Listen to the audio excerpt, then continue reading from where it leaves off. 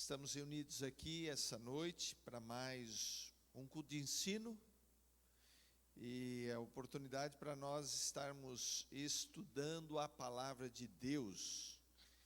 Essa noite nós vamos retomar aqui um dos estudos que nós temos da Bíblia de Discipulado, ou a Bíblia do Discipulado. O pastor Roberto está cooperando conosco, vai estar entregando uma cópia aí para cada um dos irmãos.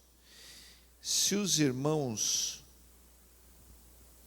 desejarem ou puderem vir um pouco mais aqui à frente, senão daqui a pouco eu vou ter que passar pelos corredores, né, falando um pouco aqui, um pouco ali, mas amém, fique à vontade, e aí nós vamos ficar um pouco mais próximos aqui. Então vamos estudar hoje um assunto que está, como já falei, na Bíblia do Discipulado.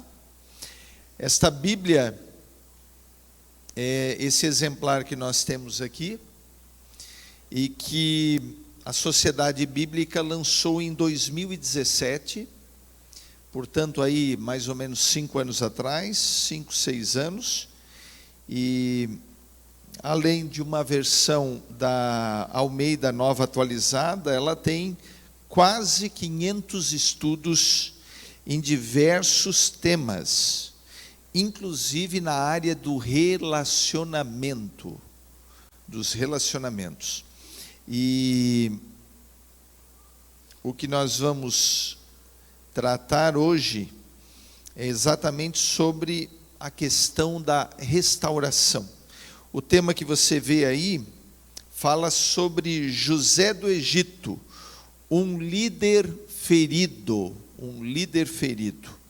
Nós vamos fazer a leitura bíblica, na verdade são 2 textos, e eu diria até que são bastante versículos, né? O capítulo 39, nós temos aí 20 versículos, eu vou estar lendo, e depois o capítulo 42,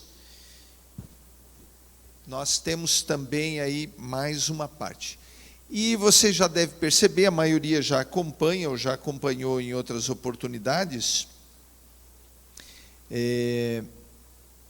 nós temos algumas perguntas, essas perguntas elas vão dar base aqui para a exposição, então nós vamos estar envolvidos aqui e eu quero compartilhar com você essa palavra. Vamos fazer uma oração? Senhor, em nome de Jesus, nós vamos nos envolver agora com a palavra de Deus, Senhor, e eu quero te pedir que a tua graça, Senhor, esteja sobre nós, sobre cada um dos nossos irmãos, que o teu Espírito, Senhor, o Espírito Santo, venha nos conduzir, que eu possa compartilhar com os irmãos aquilo que também tu dividistes comigo, Senhor, e assim nós possamos aprender, nós possamos meditar, nos fortalecermos na tua palavra, Senhor, e ainda mais, transformarmos nossas vidas através do teu amor, da tua graça e da tua misericórdia. Dirige-nos, Senhor. Fala conosco aqui essa noite, é a nossa oração, em nome de Jesus, amém. Queridos irmãos, então nós vamos fazer uma leitura. Se você acompanhar aí o texto do nosso estudo, você vai ver, ou a folha que você recebeu, você vai ver que tem 2 passagens, uma no capítulo 39, Gênesis 39, nós vamos ler justamente na versão que está na Bíblia, que é a Almeida, Nova Almeida Atualizada, e nós vamos ver exatamente esses 20 versículos, esses primeiros 20 versículos. Você pode me acompanhar, se você tiver outra versão da Bíblia, né, você pode ler aí, enfim, acompanhar conforme está a sua versão. Diz a palavra de Deus: José foi levado para o Egito e Potifar, oficial do faraó, comandante da guarda, egípcio, comprou dos ismaelitas que o tinham levado para lá. O Senhor Deus estava com José, que veio a ser homem próspero e estava na casa do seu dono egípcio. Potifar viu que o Senhor estava com José e que tudo o que ele fazia, o Senhor prosperava em suas mãos. Assim José achou favor diante dos olhos do seu senhor, do seu dono, e o servia. E ele pôs José por mordomo da sua casa, e lhe passou às mãos tudo o que tinha. E desde que Potifar o fez mordomo da sua casa, encarregado de tudo que tinha, o Senhor abençoou a casa do egípcio por causa de José. A bênção do Senhor estava sobre tudo o que tinha, tanto em casa como no campo. Potifar confiou tudo o que tinha às mãos de José, de maneira que não se preocupava com nada, a não ser com o pão que comia.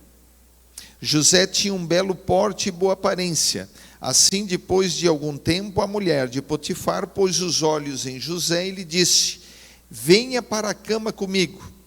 Ele, porém, recusou e disse à mulher do seu dono: escute, o meu senhor não se preocupa com nada do que existe nesta casa, porque eu estou aqui, tudo o que tem ele passou às minhas mãos. Não há ninguém nesta casa que esteja acima de mim. Ele não me vedou nada, a não ser a senhora, porque é a mulher dele. Como, pois, cometeria eu tamanha maldade e pecaria contra Deus? Ela falava com José todos os dias, mas ele não lhe dava ouvidos, recusando-se ir para a cama com ela e ficar perto dela.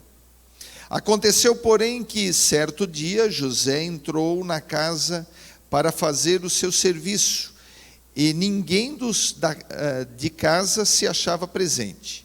Então ela o pegou pela roupa e lhe disse: venha para a cama comigo. Ele, porém, deixando a roupa nas mãos dela, saiu fugindo para fora. Quando notou que José tinha fugido para fora, mas havia deixado a roupa nas mãos dela, chamou pelos homens da sua casa e lhes disse: vejam, meu marido nos trouxe este hebreu para nos humilhar. Ele entrou no meu quarto, querendo me levar para a cama, mas eu gritei bem alto. Quando ele ouviu que eu levantava a voz e gritava, deixou a roupa ao meu lado e saiu fugindo para fora. Ela conservou junto de si a roupa de José, até que o dono dele voltasse para casa. Então lhe falou segundo as mesmas palavras e disse: o escravo hebreu que você nos trouxe entrou no meu quarto para me humilhar. Mas quando levantei a voz e gritei, ele deixou a roupa ao meu lado e fugiu para fora. Quando o dono ouviu as palavras da sua mulher, que lhe disse: foi assim que o seu escravo me tratou, ele ficou irado. E o dono de José, versículo 20, e o dono de José o tomou e o lançou na prisão, no lugar onde os presos do rei estavam encarcerados. Ali José ficou na prisão. Esta é a bendita palavra de Deus. Meus irmãos, se você olhar ali a primeira pergunta que nós temos nesse estudo, ela vai dizer o seguinte, ou vai fazer exatamente a seguinte questão, ou trazer a seguinte questão: você já foi punido por fazer o bem? Você já passou por alguma situação em sua vida, meu irmão, minha irmã, em que você foi vítima da calúnia, vítima da mentira, vítima, enfim, você se tornou vítima de uma injustiça que fizeram com você? É muito provável que todos nós, ou quase todos nós, em algum momento da nossa vida, já enfrentamos alguma situação que fomos caluniados, que fomos injustiçados. E o exemplo de José aqui é um exemplo que pode nos trazer muitos ensinamentos, irmão Arley, porque justamente ele traz uma situação que começa lá no seio da família e vai passando por várias fases da vida de José. Veja que José, ele é um personagem bíblico, um personagem da história, que ele sai de uma situação de praticamente um adolescente de 17 anos e acaba sendo traído pelos seus irmãos, vendido como um escravo, né, arrancado do seio do lar, né, onde o seu pai não fica sabendo a verdade da história, aonde ele passa por uma aflição que possivelmente nenhum de nós teria estrutura para passar. Então ele vai passando por tudo isso, mas chega no momento da sua história em que, justamente porque Deus estava com ele, nós ainda vamos falar sobre isso, José vai chegando a um ponto de, num determinado momento da sua vida, ou seja, mais ou menos entre 30 a 40 anos, ele se torna o grande governador, o grande administrador, a pessoa mais importante abaixo do faraó, da maior nação daquela época, da maior nação. Então, na Bíblia, nós não vamos ter nenhum outro personagem bíblico que teve uma situação como essa. Nós poderíamos ainda comparar com Davi, nós poderíamos ter comparado com o próprio Salomão, mas da maior nação daquela época, ele se tornou o grande governador. Veja que é um exemplo, meus irmãos, de grande sucesso. Se nós fôssemos levar a nossa história aqui, essa mensagem, ou esse estudo, para o lado de sucesso, vamos estudar um personagem, pastor Roberto, de sucesso na Bíblia, e que nós poderíamos nos espelhar para alcançarmos também sucesso, trazer aí grandes realizações. Com certeza, José seria um bom exemplo para nós estudarmos. Porém, não significa que todo esse sucesso evitou que José passasse ou tivesse ainda feridas dentro do seu coração. Talvez aqui é um ponto já para você fazer uma comparação com a sua própria vida. Cada um analisarmos as nossas próprias vidas.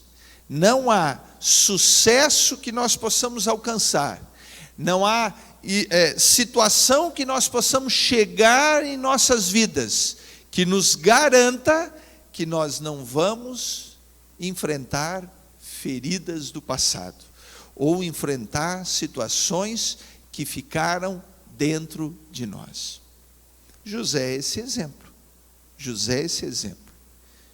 Veja que o nosso personagem aqui, ele enfrentou algumas situações. Primeiro, a traição de seus irmãos. Foi traído pelos irmãos, foi invejado pelos irmãos, foi odiado pelos seus irmãos.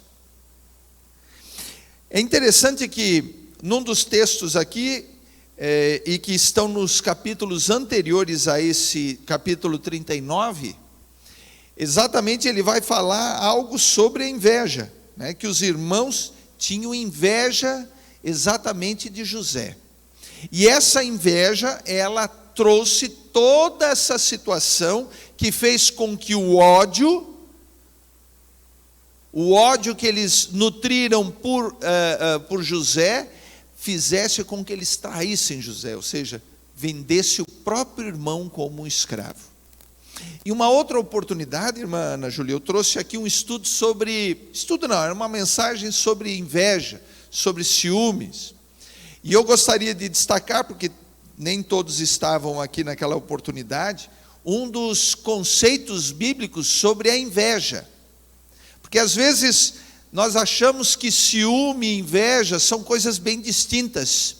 E que o ciúme, muitas vezes, nós só deixamos ele relacionado com a questão de apego que nós temos, ou de zelo que nós temos, por exemplo, com o nosso cônjuge. Eu sou um marido muito zeloso, então você é muito ciumento. Eu sou uma esposa, você é uma esposa muito zelosa, então você é ciumenta. Mas, na verdade, as expressões de ciúme, elas têm alguns graus, alguns tipos de separação. Mas, entre elas, existe um nível que daí chega na inveja. Um dos comentaristas bíblicos aqui que eu estudei na época, diz que a palavra para a inveja grega tem como significado phtonoi, que quer dizer inveja que vai além do ciúme. É o espírito que deseja não somente as coisas que pertencem aos outros, mas se entristece pelo fato dos outros possuírem essas coisas. Os invejosos não apenas desejam o que pertence aos outros, mas anseiam que os outros sofram em perder as coisas. Trata-se de pessoas que se alegram com a tristeza dos outros. Não é tanto o desejo de ter as coisas, mas o desejo de que as outras percam. É entristecer-se por algum bem alheio. Inclusive o comentarista, chama a inveja como a maior enfermidade entre os homens. Veja então que a inveja, ela não só deseja o que as pessoas têm, mas elas querem que as outras percam e sofram. Vocês lembram quando José então foi lá ver, a pedido do pai, foi lá ver como é que estavam os irmãos, o que eles estavam fazendo? Lembra que ele foi, inclusive lá com a sua famosa túnica? Os irmãos, antes de José chegar, já vendo de longe que ele já estava chegando, eles maquinaram. Vamos o quê? Matá-lo, vamos fazê-lo sofrer. E quando chegam, depois de confabular, tomam uma decisão. Tudo bem, nós não vamos mais matá-lo, mas nós vamos vendê-lo como o quê? Como escravo. Para quê? Para ele sofrer. E veja que eles não estavam desejando tanto a túnica, porque se houvesse um desejo muito da túnica, eles iam ficar com ela, mas sabendo que o pai ia perceber, então eles usaram a própria túnica para forjar um acidente, forjar então que um animal havia atacado e devorado José. Então veja o que a inveja pode proporcionar, o que a inveja pode causar, meus irmãos. Esse drama familiar na vida da família de Israel ou da família de Jacó, ele já começa a acontecer quando a família ela é formada por um varão, por um patriarca, mas por 2 esposas e mais 2 concubinas, ou seja, 4 mulheres dentro de casa gerando filhos. E o ciúme que existia entre as mulheres acabou sendo transferido para quem? Para quem? Para os filhos. Os filhos, eles acabam adotando exatamente as atitudes e os comportamentos dos pais. Nós sabemos muito bem que é difícil nós colocarmos na mente e no coração de uma criança, de um filho, coisas boas. Exige muito esforço, muita dedicação. Mas qualquer exemplo negativo que a gente faça dentro de casa, e que os nossos filhos sempre estão observando, rapidamente eles vão adotar. Rapidamente, você não precisa nem ensiná-los, eles vão adotar. Então preste bem atenção nisso, preste.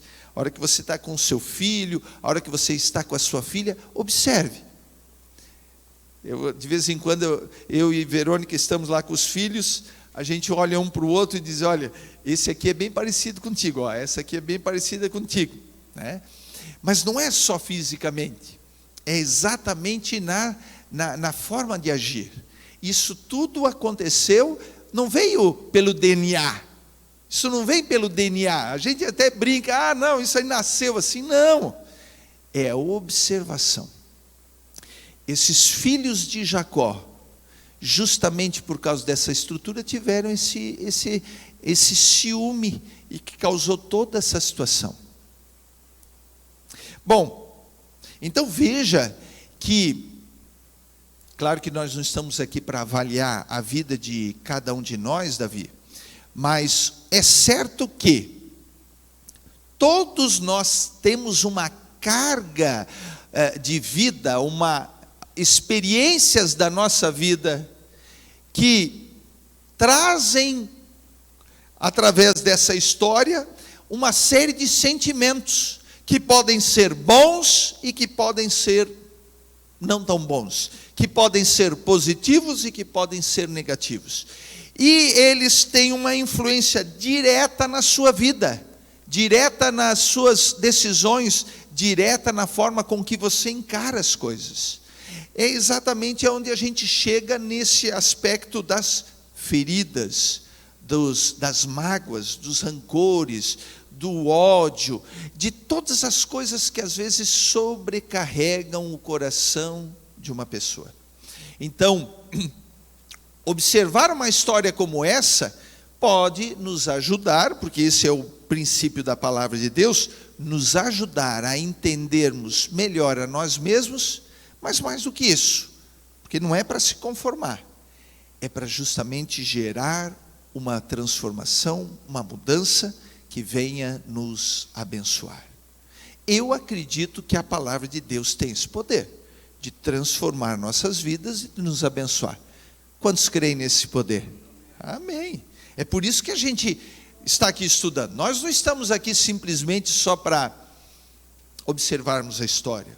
Vamos ver mais um personagem da história, mais um personagem da Bíblia. Não, porque pode ter certeza, quem está aqui na direção, o Espírito Santo, vai nos ajudar muito nesse sentido. Você crê nisso?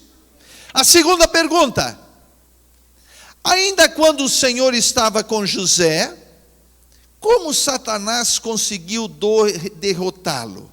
Meus irmãos, eu contei aqui só nesse capítulo, irmã Ana Júlia, só nesse capítulo, olha aqui, no versículo 2, no versículo 3, estou falando do capítulo 39, irmão César, no versículo 2, no versículo 3, no versículo 5, no versículo 21, no versículo 23, 5 vezes a palavra de Deus vai dizer que Deus era com José. E não era em qualquer circunstância, era numa outra nação, com uma outra linguagem, com uma outra cultura, com uma situação totalmente adversa, né? José não foi para o Egito fazer intercâmbio, gente. Não, ele foi fazer intercâmbio, foi aprender uma nova língua, foi fazer um curso de especialização para virar administrador. Não, o negócio pegou pesado para ele. Mas tinha uma diferença. Em todo esse momento difícil, Wellington, Deus estava com José. Deus estava com José. Só que a pergunta aqui, que é muito intrigante, diz assim, ainda que o Senhor estivesse com José, veja, só nesse capítulo 5 vezes tem essa afirmação. Como Satanás conseguiu derrotá-lo? Como é que Satanás fez com que ele, mesmo indo lá para aquele lugar adverso, que era o Egito, indo para a casa de Potifar sendo próspero, ainda assim, com Deus ao seu lado, ele foi derrotado, ele acabou indo para uma prisão. Qual é a resposta? Só tem uma resposta: Satanás não conseguiu atingir diretamente, não conseguiu seduzir, não conseguiu fazer com que José pecasse. Mas o que ele fez? Como é que ele derrotou? Usando outras pessoas. Nesse caso aqui, usando a própria esposa de Potifar. E quem sabe até usando o próprio Potifar. Então veja que, muitas vezes, nós julgamos exatamente as circunstâncias que acontecem na nossa vida e nos colocamos numa condição de vítimas. José não foi vítima aqui da calúnia? Sim. José não foi vítima da difamação? José não foi vítima da injustiça? Sim. Mas isso não fez com que José se colocasse como um derrotado. O diabo, ele usou essas pessoas para criar essa situação. Mas José continuou firme. E por que José continuou firme? Porque Deus estava com ele. Quantos podem glorificar o Senhor? Quando Deus está com a gente, meus amigos, a coisa é diferente. A coisa é diferente. Agora, se nós olharmos aqui a próxima pergunta, veja a pergunta de número 3. Após 20 anos sem José ver os seus irmãos, como é que Satanás atacou de novo? Bom, para nós entendermos agora esta parte importante de toda essa dinâmica, nós vamos ter que ler o próximo texto. Veja que é o texto que inclusive está lá no título e que também está aqui nessa pergunta, pastor Roberto, que é Gênesis, capítulo 42, do 1 ao 25. Veja, até então, preste bem atenção no que eu vou falar, até então, José foi vítima dos seus irmãos e vítima da casa de Potifar. Agora, as coisas vão mudar. Agora, a chave vai mudar. Mas, olha o que vai acontecer. Então, vamos lá. Capítulo 42. Deixa eu só colocar aqui na minha Bíblia. Vamos ver se ela me ajuda. 42. Nós vamos ler, então, do 1 ao 25. Quando Jacó soube que havia mantimento no Egito, disse aos seus filhos: por que vocês estão aí olhando um para o outro, uns para os outros? E acrescentou: ouvi dizer que há cereais no Egito, vão até lá e comprem cereais para que vivamos e não morramos. Então 10 dos irmãos de José foram para comprar cereal do Egito. Mas Jacó não enviou Benjamim, o irmão de José, na companhia dos seus irmãos, porque dizia: e se lhes acontecer algum desastre? Então eis que iam, pois, para lá, foram também os filhos de Israel, pois havia fome na terra de Canaã. Verso 6, José era governador daquela terra, era ele quem vendia a todos os povos da terra. Os irmãos de José vieram e se prostraram com o rosto em terra diante dele. Quando José viu os seus irmãos, reconheceu-os, porém não se deu a conhecer. Foi ríspido com eles e lhes perguntou. Preste bem atenção, meus irmãos. Veja que José está tendo um encontro com eles e não se está deixando conhecer. Está sendo ríspido com eles. Continuando. De onde vocês vêm? Responderam: da terra de Canaã, para comprar mantimento. José reconheceu os irmãos, mas eles não o reconheceram. 9. Então José se lembrou dos sonhos que teve a respeito deles e lhes disse, preste bem atenção. O que José fez aqui? Ele o quê? Lembrou. Houve uma lembrança. Houve uma lembrança. A hora que ele se lembrou dos irmãos, lembra que quando o sonho que ele teve, né, que ele era o principal e os outros, ele era o feixe principal e eles os menores e tal, e todo mundo se curvava diante dele. o que aconteceu? Os irmãos repreenderam ele, os irmãos invejaram ele, os irmãos tiveram ódio dele. Tudo isso ele lembrou. Continuando. Olha então a afirmação de José. Vocês são espiões e vieram para ver os pontos fracos da terra. Eles responderam: não, meu senhor, esses seus servos vieram só para comprar mantimento. Somos todos filhos do mesmo homem, somos homens honestos. Estes seus servos não são espiões. Ele, porém, lhes respondeu: nada disso. Pelo contrário, vocês vieram para ver os pontos fracos da terra. Verso 13. Eles disseram: nós, seus servos, somos 12 irmãos, filhos de um homem na terra de Canaã. O mais novo está hoje com nosso pai, o outro já não existe. Está falando do próprio José. Então José lhes disse: é como já falei, vocês são espiões. Nisto vocês serão provados. Juro pela vida de Faraó que vocês não sairão daqui sem que primeiro venha o irmão mais novo de vocês. Enviem um de vocês que busque o seu irmão. Vocês ficarão detidos para que sejam provadas as palavras de vocês, se há verdade no que dizem, ou se não, juro pela vida de Faraó que vocês são espiões. 17. E deixou todos presos por 3 dias. No terceiro dia José lhes disse: faça o seguinte e viverão, pois temo a Deus. Se são homens honestos, que um de vocês fique detido aqui onde estão presos, e os outros podem ir, levando cereal para matar a fome da sua família. E tragam-me seu irmão mais novo, com o que serão verificadas as palavras de vocês, e vocês não morrerão.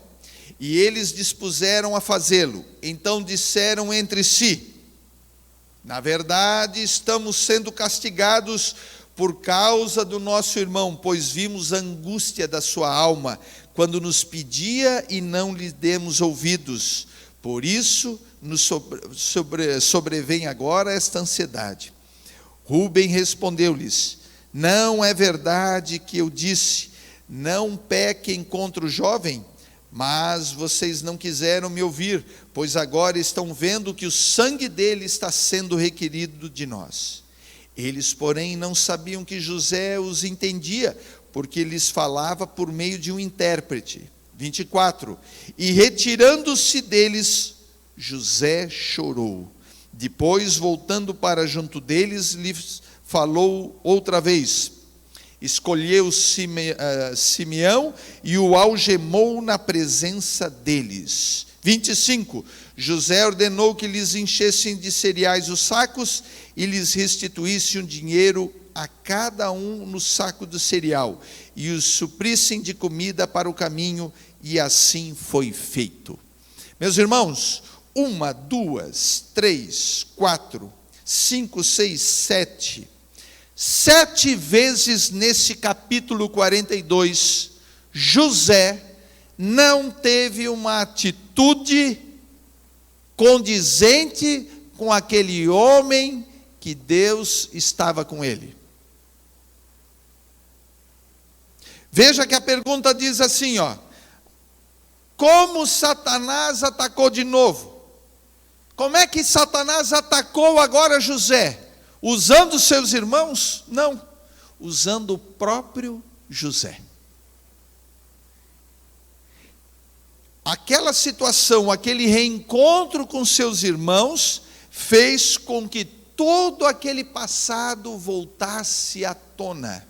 Por quê?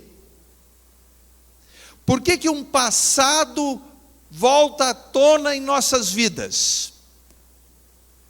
Porque ele não foi resolvido ainda. Quando as coisas não foram resolvidas, quando não houve o cimento do perdão para fechar todo aquele buraco, o que vai acontecer? ele volta a partir do momento em que a lembrança se põe diante de nós. É o que aconteceu.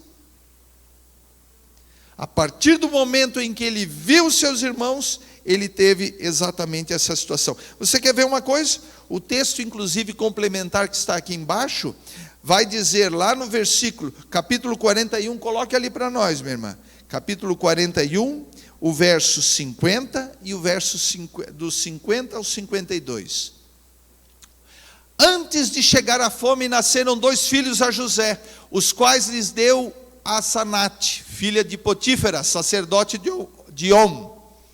51. O primogênito, o filho de José. José chamou de Manassés, pois disse: Deus me fez esquecer todo o meu trabalho e toda a casa do meu pai. Veja, o que ele está dizendo aqui para nós? Eu vou dar um nome para o meu filho. O filho do esquecimento. Eu esqueci toda a minha família. Ela já não está mais na minha vida, já não está na minha mente, já não está mais no meu coração. É isso que José fez. Em seguida ele teve outro filho, está no próximo verso. O segundo deu o nome de Efraim, pois disse: Deus me fez próspero na terra da minha aflição. Então ele tem 2 filhos. Esses 2 filhos, ele quis dizer o seguinte, é o que está aqui na nossa lição: eu estou curado. Pelo menos era o que José queria que estivesse, que ele estivesse curado. Pensem comigo o seguinte, meus irmãos: se José realmente estivesse curado, qual seria a reação adequada, condizente, no momento em que ele encontrasse com seus irmãos, no momento em que ele teve aquele primeiro encontro com seus irmãos? Seria um encontro de abraços, de choro, mas também de alegria, de momento de, de festa. Mas foi isso que aconteceu? Não. A partir do momento em que ele enxerga aqueles homens, ele reconhece os seus irmãos, todo o passado voltou. É por isso que todo o que a gente enxerga aqui, o que a gente lê nesse capítulo 42, mostra que José estava então maquinando provar e fazer os seus irmãos provarem a mesma aflição que ele enfrentou lá no passado. Esse foi o desejo de José.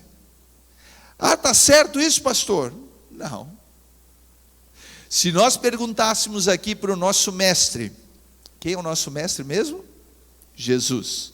Senhor Jesus, se tu tivesse no lugar de José, Jesus, Senhor Jesus, se tu tivesse ali exatamente no lugar do José, governador do Egito, tu agiria dessa forma? O que Jesus diria para nós? Não, eu não agiria dessa forma. Então isso mostra para nós que a atitude de José nesse ponto, ela não é ensinadora, ela não é exemplo para nós, mas foi a circunstância que aconteceu. Agora, olhem a próxima pergunta: quais são algumas diferenças entre o primeiro e o segundo ataque? Bem claro, o primeiro, Satanás usou as pessoas para atacar, usou a esposa de Potifar, o próprio Potifar, a casa de Potifar para atacá-lo. No segundo, usou o próprio José. Mas tem uma outra grande diferença que eu percebo aqui, meus irmãos. A diferença é que, no capítulo 39, aquela em que José lhe é tentado, Deus estava com ele. A Bíblia vai dizer, como já falei para vocês, 5 vezes, declara que Deus estava com José. Nesse capítulo de número 42, em nenhum momento vai dizer, e Deus estava com José. Não vai dizer isso.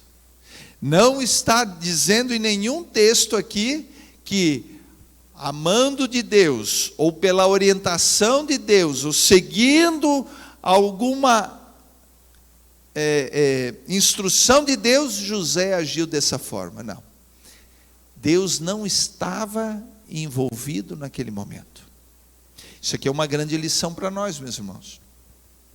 Às vezes nós temos um hábito de tomarmos decisões e de agirmos dizendo que eu sinto que é Deus nessa história, eu sinto que é Deus que está me dirigindo, eu sinto que é Deus que está me conduzindo, eu sinto... Cuidado com os sentimentos. Para a gente ter certeza que é Deus dando direção para nós, em primeiro lugar tem algo importantíssimo, que é a palavra de Deus.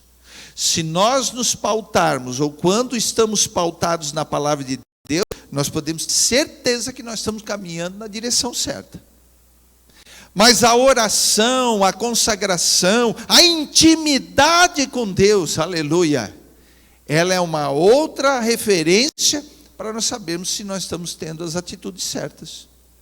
Porque quando nós estamos indo no caminho certo, mas nos desviamos alguma coisinha para o lado, o Espírito Santo já nos chama a atenção. Opa, cuida aí, meu filho.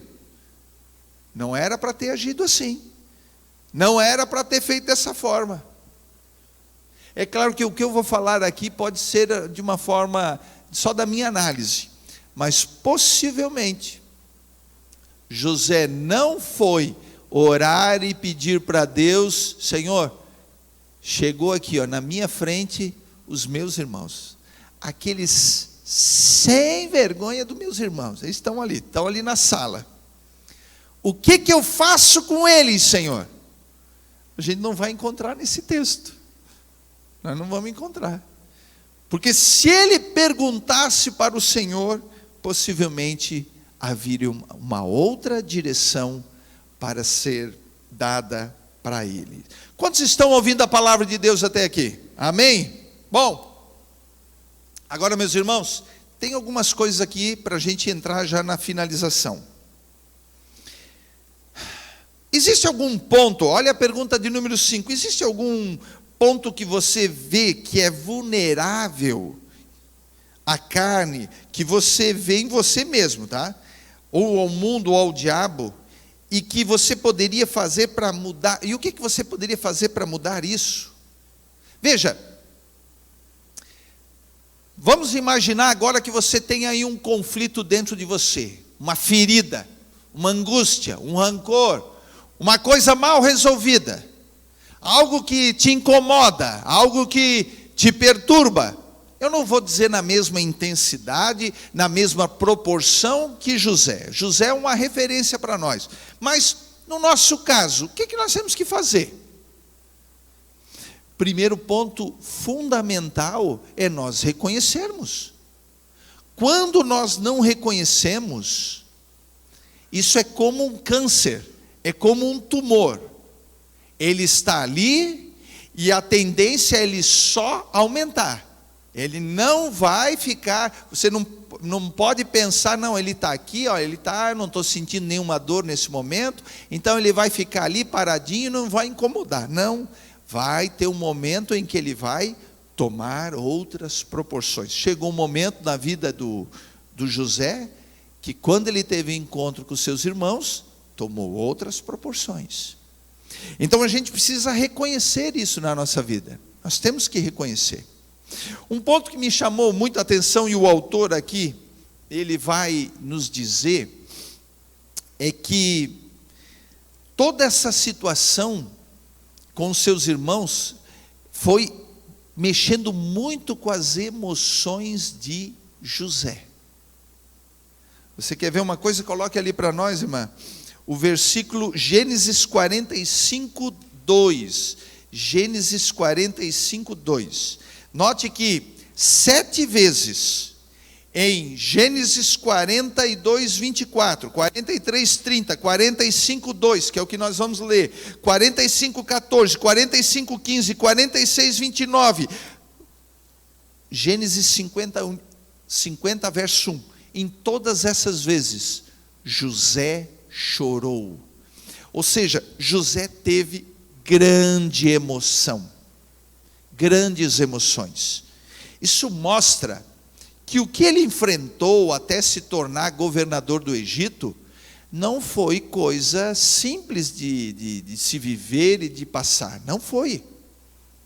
Sabe, às vezes a gente olha e lê a história, pastor Rincavesse, como ela está aqui, em apenas alguns capítulos, 3, 4, 5 capítulos, e a gente imagina que a história ela é o que está ali, mas muitas coisas não foram relatadas.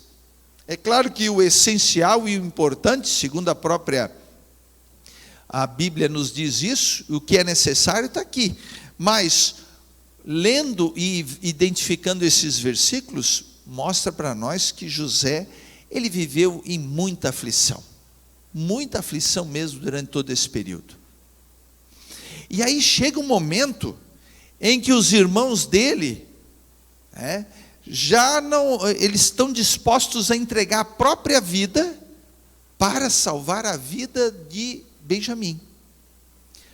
Algo que exatamente estava ao contrário do que aconteceu com José quando foi entregue como escravo para os ismaelitas. Então aquele momento fez com que José então chorasse. Olha, acompanha aqui na tela como é que está o texto.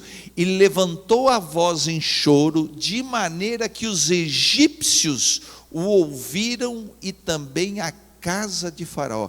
Ou seja, gente, vocês imaginam agora aqui, você dando um grito aqui de choro, de dor, de algo que está represado dentro de você, não com o microfone como eu estou aqui, e todas as pessoas aqui nessa praça, aos redores, enfim, todo mundo ouvisse. Foi isso que aconteceu. Aquilo que estava dentro de José, foi colocado para fora.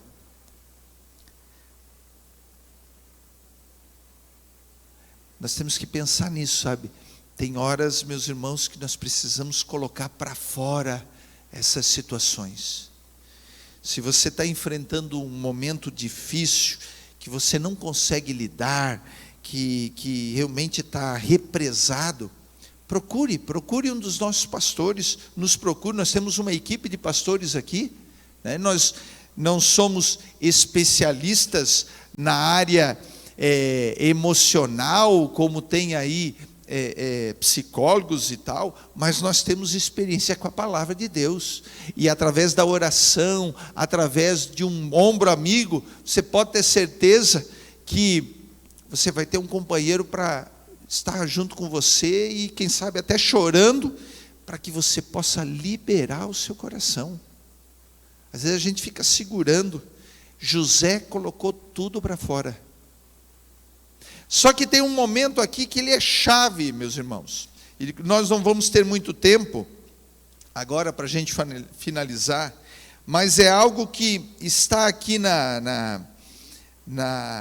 nesse processo, e que eu queria sugerir que você depois lesse em casa. Veja que no texto que vem mais abaixo ali, ele fala sobre um processo de cura, irmão Rodrigo, de cura e restauração, e que muitas vezes tem que passar por algumas etapas, e foi o que aconteceu com José.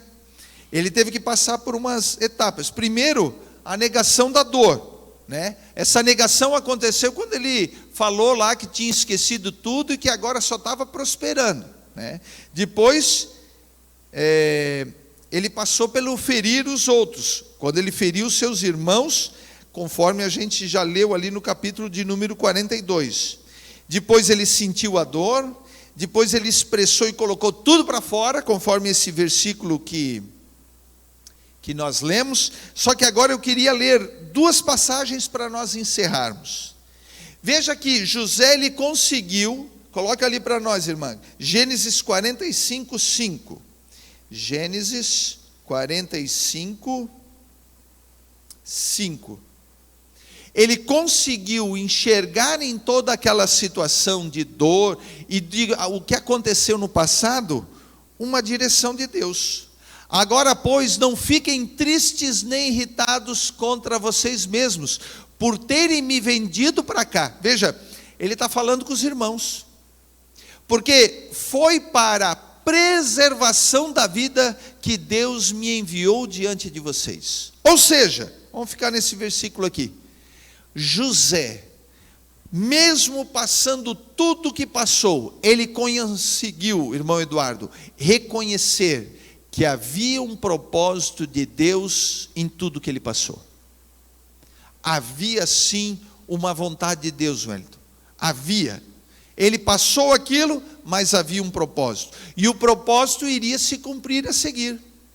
Que todos estavam enfrentando a fome, e Deus então preserva a família de Jacó, os 70, e mais tarde vai se transformar numa grande nação, num grande povo, como a gente vai ver logo mais no livro do Êxodo. Então veja que havia um propósito. Quando nós não reconhecemos o agir de Deus nas nossas vidas, nós achamos que qualquer acidente, qualquer incidente, qualquer momento difícil na nossa vida, não tem consequência ou não tem direção nenhuma de Deus. É tudo coisas que estamos enfrentando. Não, há sim propósito, meus irmãos. É por isso que o Senhor fala, a palavra diz lá em Provérbios 3:6, reconhece o Senhor em teus caminhos e Ele endireitará as tuas veredas. José conseguiu reconhecer. Quando José reconheceu que era Deus cuidando dele, aí o coração dele começou a aliviar. Começou a aliviar, e mais do que isso, com aquele choro, com esse alívio, ele conseguiu perdoar os seus irmãos. O perdão é fundamental, queridos, é fundamental. Se nós não perdoamos, nós continuamos provando um veneno que na verdade nós gostaríamos que matasse a outra pessoa. Nós tomamos um veneno que nós gostaríamos que as outras pessoas morressem com o veneno. O perdão é fundamental, nós precisamos perdoar. Há um texto, inclusive, para nós finalizarmos, que fala exatamente sobre isso.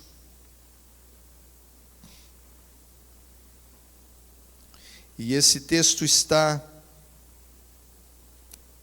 em Colossenses, capítulo 3, versículo 13. Suportai-vos uns aos outros, perdoai-vos mutuamente. Caso alguém tenha motivo de queixa contra alguém, assim como o Senhor vos perdoou, assim também perdoai-vos. Nós precisamos perdoar. É Colossenses 3:13. Perdoar. Nós temos que perdoar, meus irmãos. Se existe alguma coisa que ainda deixa o teu coração ferido, lembre-se disso. Você precisa perdoar. Quando nós buscamos as pessoas, quando nós intencionalmente as procuramos e dizemos, olha, nós precisamos nos reconciliar, eu preciso te pedir perdão, eu quero voltar a ter intimidade e comunhão contigo. Infelizmente, como pastores, nós vemos todos os dias irmãos e tantas pessoas que estão sendo destruídas. E não estão sendo destruídas porque Satanás fez morada dentro da casa da pessoa. Não foi porque tem um plano econômico, ou tem alguma coisa, ou porque a empresa não está bem, porque foi cometido aí por uma doença. Não, elas estão sendo destruídas porque os seus corações não conseguiram perdoar. Então estão cheias de ódio, de rancor, de mágoa. Que você, que eu, que todos nós tenhamos sempre essa disposição em perdoarmos, nos reconciliarmos e vivermos sem essas feridas destruidoras em nossas vidas. Amém? há uma parte final aqui em Gênesis capítulo 50. Gênesis 50, verso de número 15. Verso de número 15. Vendo os irmãos de José que o seu pai já era morto, disseram: é possível que José tenha ódio de nós. Certamente nos retribuirá todo o mal que lhe fizemos. Ou seja, os irmãos estavam preocupados. Agora papai morreu, quem sabe agora ele vai se vingar. Mas olha o que diz o próximo versículo, mostrando que José estava curado. Aliás, por isso mandaram dizer a José: o seu pai, antes de morrer, ordenou o seguinte: é isto que vocês dirão a José: perdoe, por favor, a transgressão dos seus irmãos e o pecado que cometeram, porque eles lhe fizeram mal. Agora pedimos que perdoe a transgressão dos servos do Deus de seu pai. Ao ouvir essas palavras, José chorou. Próximo verso. Depois vieram também os seus irmãos, prostraram-se diante dele e disseram: eis-nos aqui, somos seus servos. Próximo. Mas José respondeu: aleluia, não tenham medo. Será que eu estou no lugar de Deus? Próximo verso. Vocês, na verdade, planejaram mal contra mim, porém Deus o tornou em bem, para fazer como estão vendo agora, que só conserve a vida de muita gente. Esta é a bendita palavra de Deus. Se coloque de pé. Nós vemos aqui esta noite que José é um grande exemplo para nós. Eu quero convidar você a vir aqui à frente. Vamos todos juntos orarmos nesse momento. Aleluia. Glórias a Deus. Glórias a Deus. Queridos, vemos aqui uma história cheia de detalhes e que poderíamos ainda avançar em todos esses aspectos, mas ela já é exemplo suficiente para nós, Nicolas, de que não devemos guardar nada nos nossos corações, não devemos permitir que feridas continuem destruindo nossas vidas.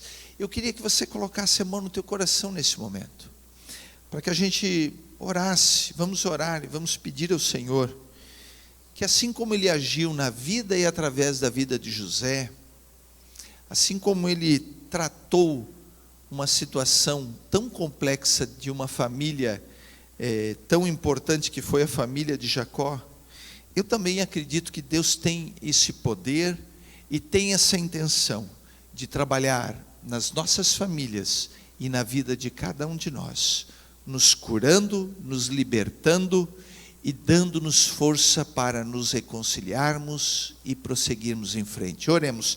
Pai, em nome de Jesus, eu quero te agradecer, Senhor, pela tua palavra. Eu quero te agradecer, Senhor, por este estudo, por essa reflexão.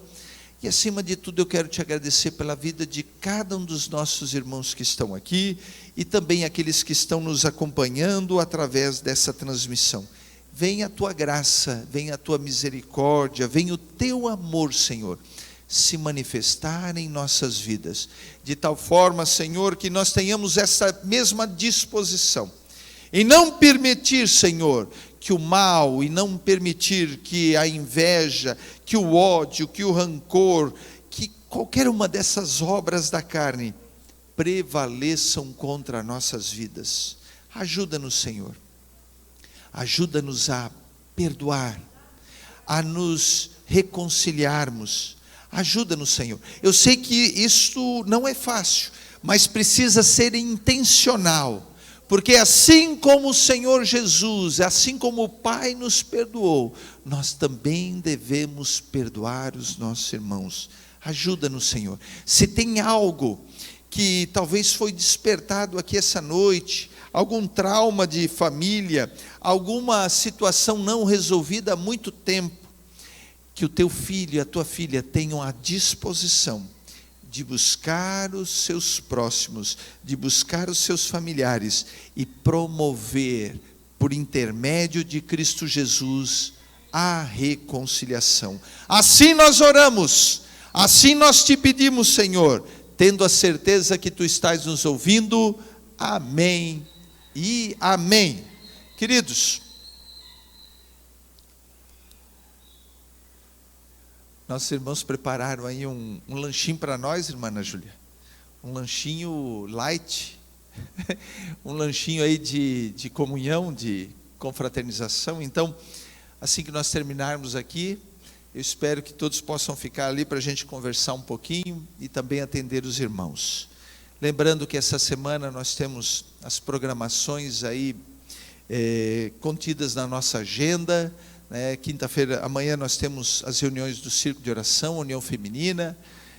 Quinta-feira nós temos o Haddad, temos também o Culto da Vitória. Final de semana nós temos aí uma programação de toda a igreja. Venha participar conosco. Nesse domingo nós temos o encerramento do trimestre da nossa escola dominical. Então, domingo de manhã nós vamos ter inclusive um café. É isso, presbítero Silas? Um café de comunhão. Venha, mas traga também alguém da sua família para juntos buscarmos e estudarmos a palavra de Deus. Estenda a sua mão assim agora. Eu quero declarar sobre a sua vida, na autoridade de Cristo Jesus, eu quero declarar uma continuidade de semana abençoada. Por onde você passar, o que você fizer, que você seja luz nesse mundo e sal nessa terra.